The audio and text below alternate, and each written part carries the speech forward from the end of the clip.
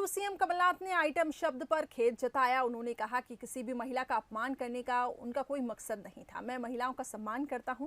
कमलनाथ ने मुख्यमंत्री शिवराज के सोनिया गांधी को लिखे पत्र को लेकर एक पत्र भी लिखा, जिसमें उन्होंने झूठ को बढ़ा चढ़ाकर बताने की बात कही। कमलनाथ ने यह भी कहा कि ये चुनाव झूठ और सच के बीच का चुनाव है और सच्चाई की जीत होगी।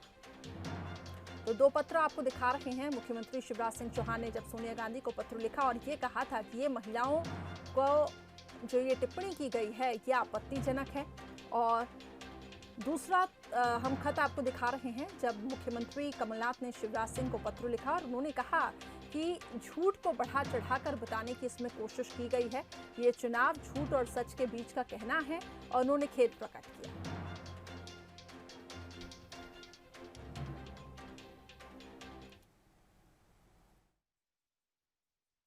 मैं सम्मान करता हूं महिलाओं का, मैं सम्मान करता हूं। और कोई सोचता है असम्मानित बात कोई, मुझे इस बात का खेद है।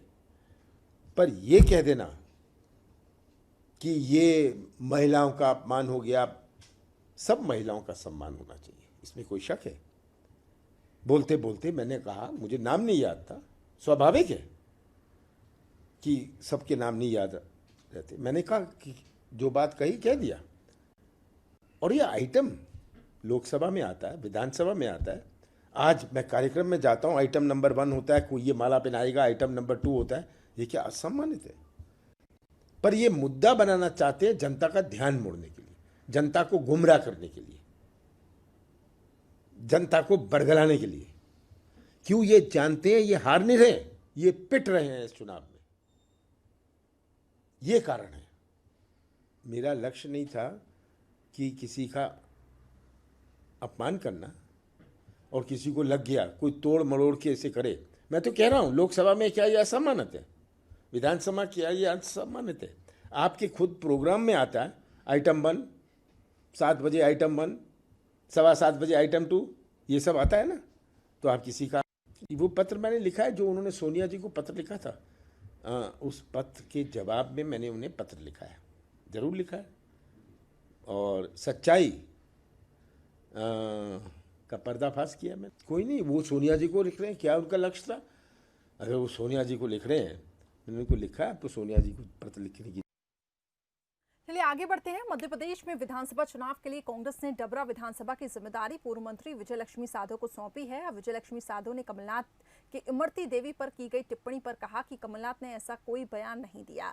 मंच पर युवाओं के बीच ऐसी बातें सामने आ रही थी, दोनों में ही बातों का आदान प्रदान हो रहा था, जिससे इस बयान का कोई मतलब नहीं है। और इन्हीं कुछ मुद्दों पर पूर्व मंत्री विजय लक्ष्मी साधो से खास बातचीत की हमारे ग्वालियर संवाददाता प्रहलाद सेन ने।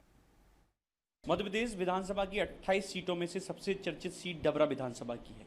चर्चा इसलिए भी क्योंकि कमलनाथ सरकार में मंत्री रही इमरती देवी सुमन अब बीजेपी में शामिल हैं और वे यहां से चुनाव लड़ रही हैं। अभी भी वे मध्य प्रदेश शासन में कैबिनेट मंत्री हैं।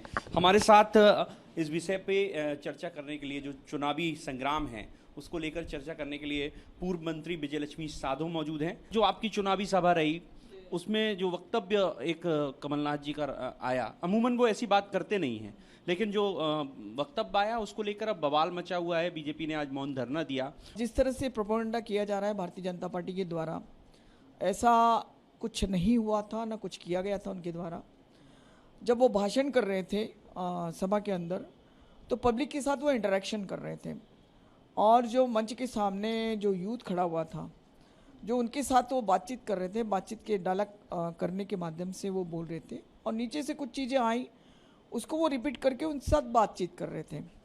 और ऐसा कोई उनके मंशा नहीं थी, क्योंकि वो मर्यादित हमेशा रहते हैं। और जिस तरह की ये चर्चा भारतीय जनता पार्टी के द्वारा की जा रही है, ये उनका जो डर है, उनका जो भय है, और जो उनकी बौखलाहट है जो चुनाव को लेके, और इनको पता है कि 10 तारीख को कांग्रेस की सरकार बन रही है, तो कहीं ना कहीं इस तरह के प्रोपेगेंडा के माध्यम से वो कांग्रेस को डैमेज करने की कोशिश कर रहा है, जो कि जनता समझती है। ये थी विजय लक्ष्मी साधो, जिनका साफ तौर पर कहना है कि बीजेपी घबराई हुई है और प्रोपेगेंडा रच रही है। कैमरामैन करण बारसी के साथ प्रहलाद सेन, बंसल।